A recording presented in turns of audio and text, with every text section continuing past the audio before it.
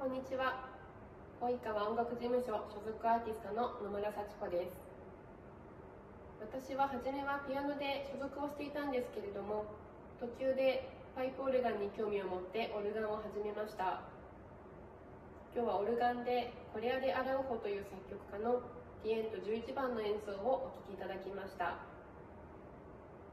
ちなみにこの楽器は電子オルガンなのでパイプオルガンではないんですけれども、パイプオルガンはとても大きな楽器で技術的にも録音を行うことが難しいので、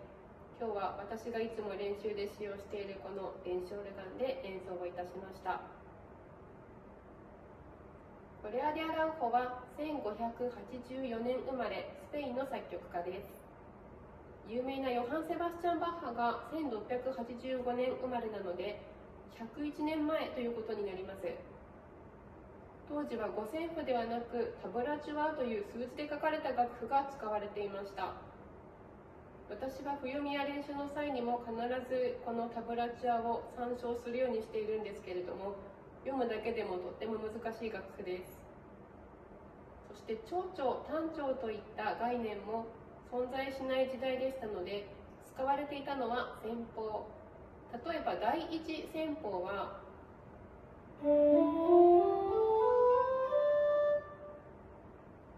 一つ飛ばしますが、第三旋法は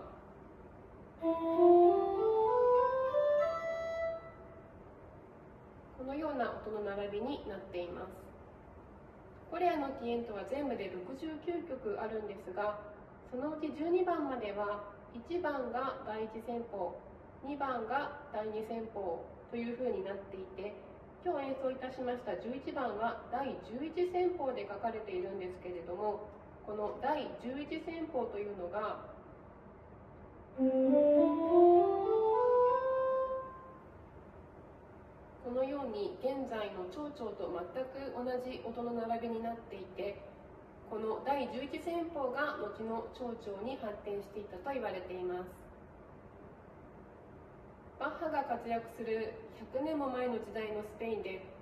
こんなに優れた鍵盤の演奏技法と作曲の技術があったのだと大変驚かされるティエント11番なんですけれども、私は今コレアの他の曲にも集中的に取り組んでいるところなので、いずれご紹介できたら嬉しいなと思っています。